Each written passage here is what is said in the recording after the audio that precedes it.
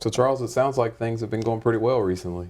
Well, they've been going better. Yeah, they have. Good. I did call a friend, and we had lunch. I hadn't seen this guy in 2 or 3 years, and it was good to see him. We contacted again and agreed we'd maybe have lunch from time to time. That would be good. Good. And I got back in the kitchen. I made this pretty good soup. It's an asparagus potato soup. That sounds and great. It's really good. You chop up the asparagus and the potatoes and 1 small onion and boil them, and then use a blender to give it a real nice texture a little bit like split pea soup. That sounds good. Without the split peas. So I'm feeling some better, I That's think. good. That's Yeah. good, Charles. I'm proud of you for taking the initiative, because I know it's been difficult in the past, and you've really championed the things we've talked about, and I'm really proud of you for that. One thing you did mention was the woodworking shop that we've talked about in the past. How's that been? Well, that's still a mess. Okay. In fact, it's a big mess. It's such a mess that I really can't get in there and do any work. I haven't done that for some time. Okay.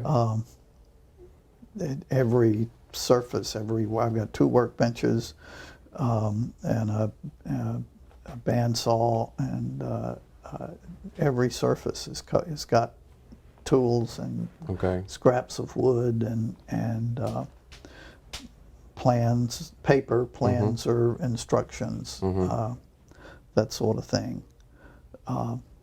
And so I did not get into the... Okay, well, as we've talked about in the past, it's really difficult to get started on some things that we've avoided for quite some time. So, like in the past, let's brainstorm, try to figure out how we can get some movement in the woodworking shops. Does that sound good? Sure. Okay. So one thing we've discussed in the past, Charles, is extremely important, is what you're thinking about as you're going into the woodworking shop. So what are your thoughts when you are viewing or looking at the woodworking shop? What are you thinking about?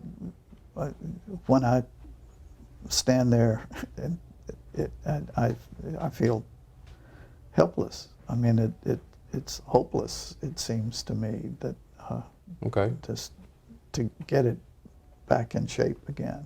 Okay, so let's explore that. So what's the evidence that it's hopeless to do some work in the woodworking shop? Well, just the mess that it is. I mean, how disorganized, and sometimes if I need a tool to do something else in the house, I can't find the tool because I know it's in there. I just don't know where it is. Okay. Screwdriver, for example.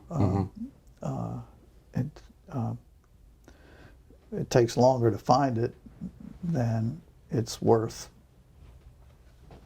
taking the time. Okay, so it sounds like you're saying then it's disorganized and it's a mess.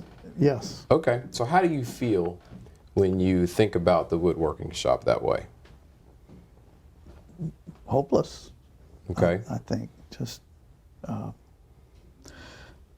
give up on it. Okay. So it prevents you from actually getting things done, is what you're saying? Yes. Yes. Okay, which makes sense, because if I thought about it that way too, Charles, it would be hard for me to initiate any kind of action, because if I view it as overwhelming, then I'm probably not going to do anything, which makes sense. So what do you think is an alternative way to view the woodworking shop that would actually be helpful? What's another way?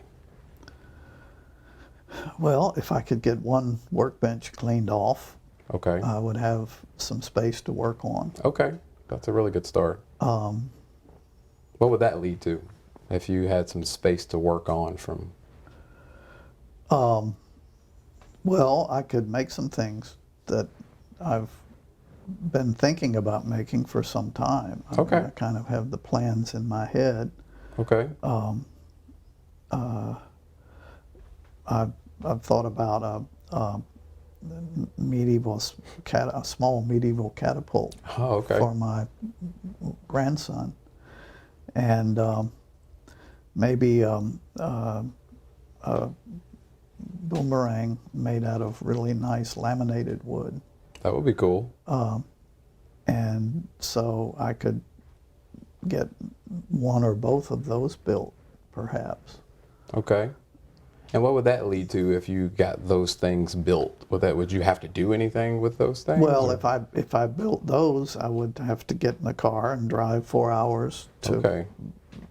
Okay. my where my grandkids are, and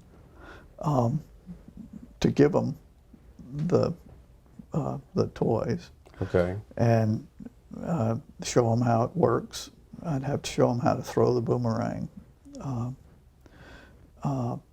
and I would spend time with them. Okay. Yeah.